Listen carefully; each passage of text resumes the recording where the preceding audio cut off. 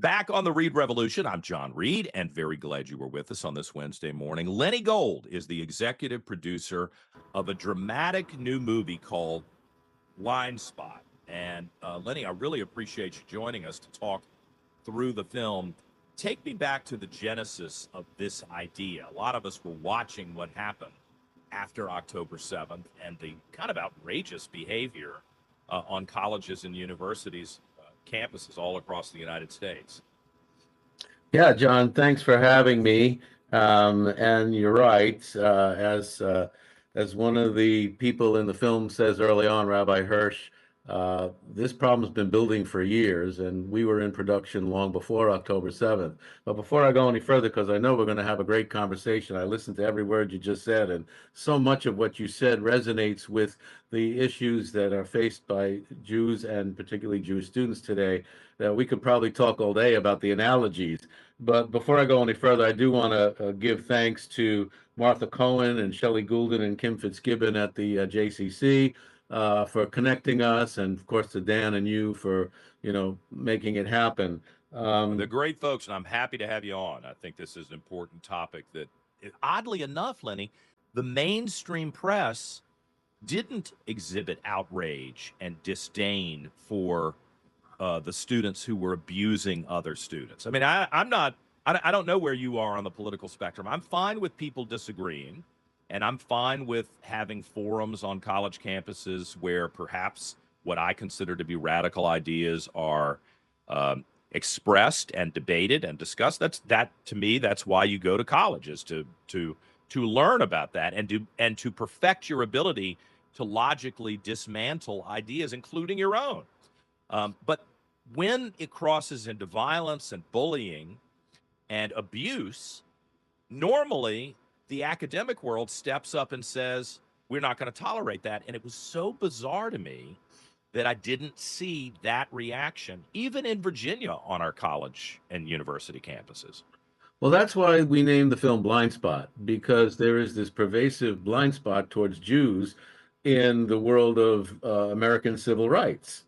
And you mentioned the double standard in another context in your opening remarks, and that's one of the analogies that struck me between what you were saying in other contexts and what Jewish students are facing on campuses. And I totally agree with you that disagreement is not in and of itself a bad thing. It's how you express your views that is at the heart of the problem that we set out to show. If students who are opposed to what Israel does, or even Israel's right to exist, were expressing themselves in civil, respectful ways that did not involve bullying and intimidation and harassment and even physical violence against Jews, we wouldn't have made the movie. I'm a big believer in the concept of the open marketplace of ideas and the First Amendment.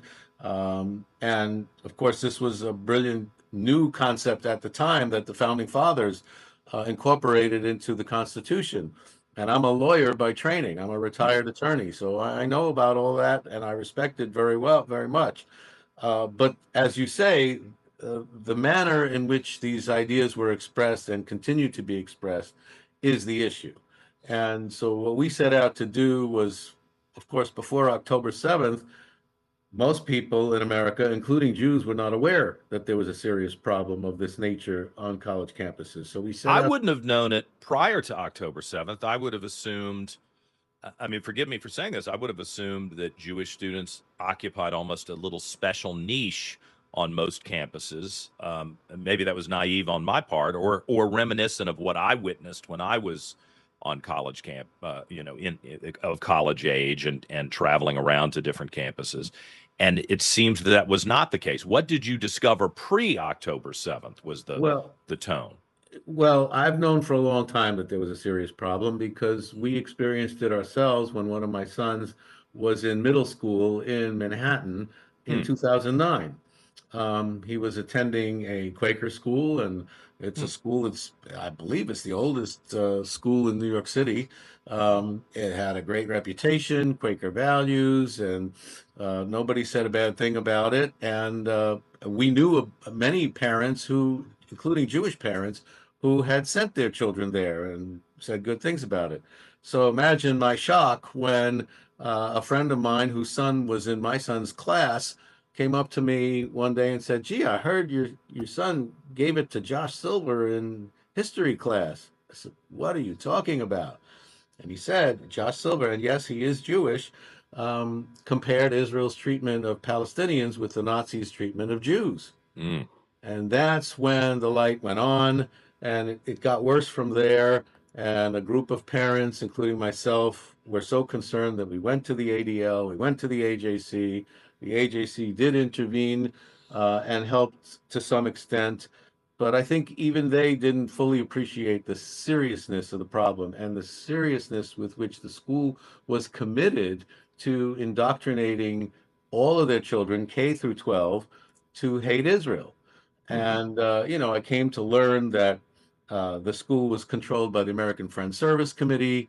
The board of the school was controlled by AFSC, and they're one of the most virulently anti-Semitic organizations in the world. They have a BDS page on their website. Mm.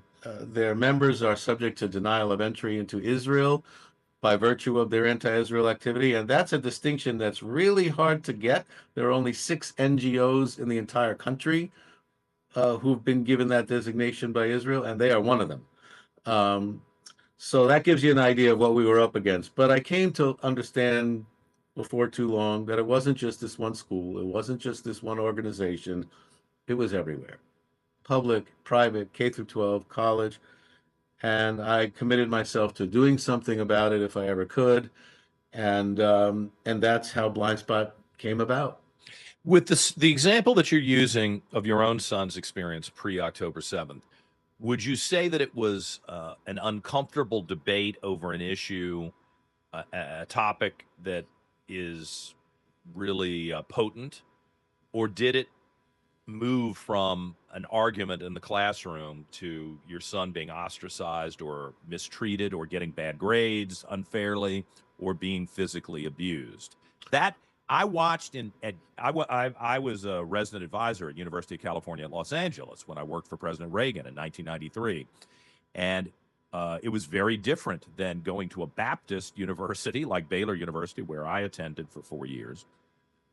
But I was shocked when I saw these incredibly open-minded, to the point where their brains are going to fall out, people that I was around in the 90s who were physically shoving Jewish students on their campus and preventing them from moving from one side of the campus to the other, and thinking that somehow that was okay. That was so opposite of what the anything goes attitude that I witnessed when I was at UCLA. What did you experience with your son when you actually started to dissect this? We experienced terrible, as you said, there was ostracization, there was some bullying, um, and we had to fight tooth and nail to keep it from getting any worse. There was at one point my son was assigned when he was in the spring of ninth grade, he was assigned to be in the class of a 10th grade history teacher in the fall, who was another Jewish, and if I could use the term self-hating Jew, who was, to borrow another phrase, a useful idiot of the school administration, because having Jewish teachers who propagated this indoctrination gave them the ability to say, "Oh, we're not anti-Semitic; these are Jews who are saying this." But there we have actually 2 of those type of people in the film to show you examples of how um, pervasive this problem is. It's a very commonly used tactic. In fact, I was just at the ADL conference in New York for the last 2 days, and there were some protesters outside there, and as I walked out on Monday afternoon, I couldn't control myself anymore. I usually don't engage with those people at all. It's like a waste of time. But I went up to this one woman who I was standing next to as I was waiting to cross the street. I said, "Don't you ever get tired of hating Jews?" And she said, "We're Jewish." And I thought to myself, okay, all right. That's the And end of it. if you'd extended the conversation, I'm not going to ask you to hypothesize what's in her head. Or maybe I am. She's Jewish. What is her issue. It is the treatment of Palestinians, who, by the way, in my professional life and having lived in the Middle East, are the people who are blowing things up and killing innocent citizens, not even engaging in a military action, but using terrorism to try to get what they want.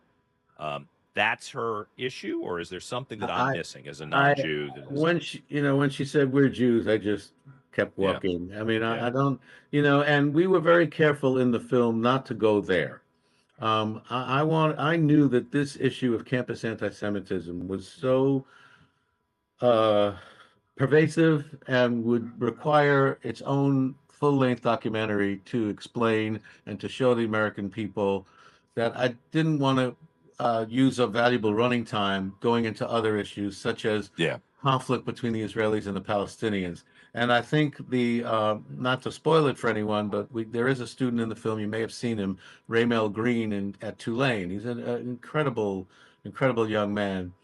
And he talked about a trip that he took to Israel that was organized by Tulane Hillel, much to their credit. They apparently do this every year. They seek out primarily non-Jewish student leaders to go to Israel and meet, the full range of people that you'll meet in Israel so that they can learn for themselves and form their own opinions. And God bless him, Raymel came back and he says, I don't get why, and I don't agree with the fact that Americans think they know who's right, they know who's wrong. He says, I've been there and I still don't know, Hmm. and I've been there 8 times. I have close Hmm. family and friends there. And I feel this, the reason I was so amazed and impressed with Raymel's comment is because it resonated with exactly how I feel. And Hmm. I've been close to this issue for much longer than he has, and I Hmm. still feel the same way. So I try to avoid that conversation. I don't consider myself an expert on it. And when I run into people like the lady at the demonstration, I just feel sad. Yeah. I just feel sad that now she was demonstrating peacefully. I wouldn't put her in the category of the folks that you see in the film who are Hmm. really impinging on the academic. The schools and the anti-Jewish people in the film and on this issue, they always try to invoke academic freedom Hmm. to justify both the morality and the legality of what they're doing. And yet, it was pointed out t- uh, at a recent hearing of the U.S. Commission on Civil Rights, at which I testified, and 5 other people from Blind Spot testified. I'm proud to say, one of those people is an attorney named Mark Goldfeder, and he's so brilliant, and I'm almost ashamed to say we couldn't fit any of his interview in the film. That gives you an idea of the quality of the content that we film. We have about 100 hours of footage, and editing it down to a feature length documentary was a very difficult task. Hmm. But we did actually post a clip from the Goldfeder interview on our website. But at the commission, he said something really brilliant and really pertinent to what we're talking about here. He says, when these people talk about academic freedom, the only academic freedom that's being violated is the academic freedom of Jewish students who are paying tuition to get an education, and that right is being denied to them. They're being singled out They're being and singled out, they're being abused. Yeah. discriminated against, they're being harassed in and out of the classroom. And that's a violation of their academic freedom, of their civil rights. It's so bizarre to me, and I'm so sorry to my audience. I mean, some people get very upset when I constantly bring up the gay issue, but it is important to me. It's who I am, and you know, if you don't like it, I'm sorry, but it gives me a perspective that I don't think every other Republican has, and I often flip that lens down and say, now, if this were a gay student on a college campus who was saying, I'm being denied entry to the weight room, or I'm being denied entry to certain classes, or I can't walk freely across a campus, I think people would. I mean, even people who aren't on board with the gay rights movement would probably say, "No, wait a minute, that's not right. We shouldn't tolerate that abuse of this individual student," assuming they were behaving in every other way, just like any other student on campus. I think there'd be a palpable negative reaction from the campus community. And for some reason, in the last decade or so, and maybe I'm underestimating the time frame. It seems like that's changed, that it's somehow acceptable to ostracize and abuse Jewish students on these campuses. When you were doing this film, did you look at Virginia schools? Because I heard stories and watched videos of conflicts at the University of Virginia, which was shocking to me with as many family members as I've had that have gone there. William and Mary, some other schools. What'd you find out, or did you look at Virginia schools? Well, we were monitoring schools across the country, Mhm. and we were able to do that largely through the reporting of Dion Pierre of the Algemeiner, which is, for those who don't know, the Algemeiner is a 50-year-old publication. It was started in New York for the Jewish community. It's only online now, and Dion has been their campus reporter since 2021. And before 10/7, he was basically the only journalist reporting on this issue on a regular basis. And so every day I would read his articles, and whenever he reported on an event at a particular campus, we would look into it. The only footage that from Virginia that made it into the film was from Charlottesville, from 2017, that everybody's familiar with, and it's in the context of saying that anti-Semitism comes in different forms. It comes on the right, and there you have the people chanting "Jews will not replace us" in Charlottesville, and on the left, and we have an infamous professor at the City University of New York claiming, whatever he's claiming, apartheid and free Palestine and all the things that he said. So, and I urge people to see that, because that scene is very impactful. It kind of sets up the rest of the movie. Genocide is another thing he was, accusing everybody of.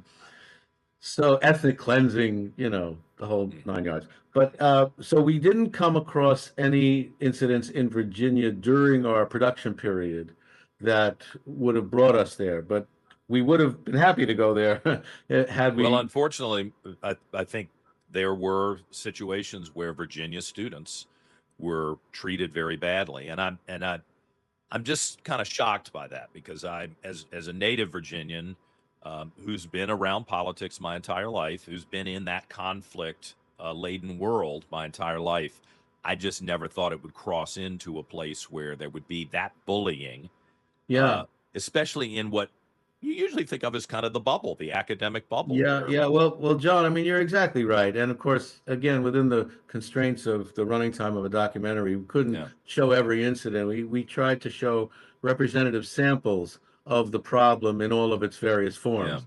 So we were able to film at 13 schools, East, West, right, Midwest, and South. And I think we captured the problem. And to your point about the comparison between homophobia and anti-Semitism, as you probably know, there are at least three gay people, openly gay people in the film, Raymel being one of them, Representative Richard Torres, who's a Democrat, and we have elected officials from both parties in the film, hmm and Blake Flayton, who was a 2021 graduate of GW.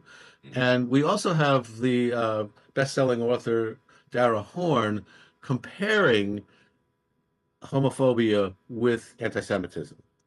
And she has some brilliant insights about that. And her analogy was, it's as if you were gay and a community says to you, "Oh, you're welcome here. We love you, but don't ever be seen in public with your partner." hmm She analogizes that to the form of anti-Semitism that we see on campuses, where Jewish students have to hide their identity, yeah, have to hide the fact that they support Israel's right to exist as a Jewish state. yeah. So, Well, yeah, that is important. I mean, that is an important thing for people to pull perspective. I have that in my personal life as a reference point, but I would invite my audience that doesn't have that as a reference point to say, if you were an evangelical Christian and you were wearing a Christian cross, or like I do, where I wear a ring from St. Christopher. I went to St. Christopher's High School. I've been wearing this ring since I was 14 years old. Um, if you had to make that disappear so that you wouldn't be treated badly at your workplace, at your school, just in society, I think you would understand that that's not okay if Yes. we want to consider ourselves a free society, and that's Yes. problematic.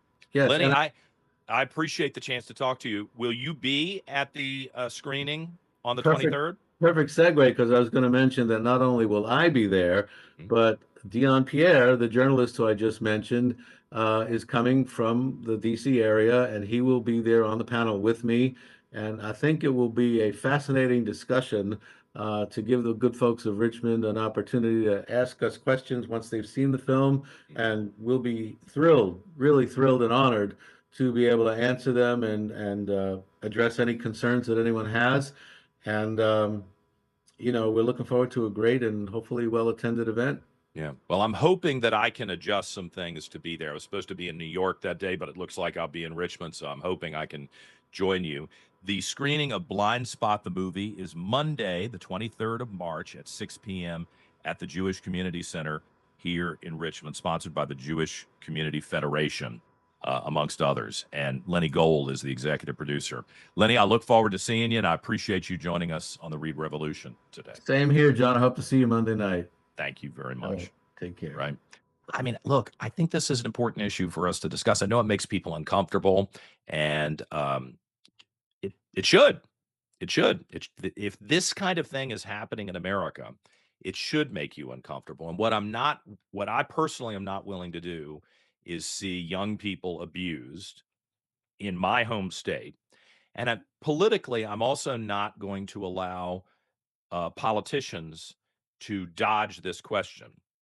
And Ghazala Hashmi and others have successfully, because no one presses them on it, dodged these types of questions. And in the lieutenant governor's case, she didn't just dodge it; she deliberately excluded Jewish students from a hearing on this issue, and no one really raised hell about it.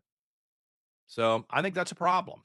I think that's a big problem, and it should be a disqualifier from public life.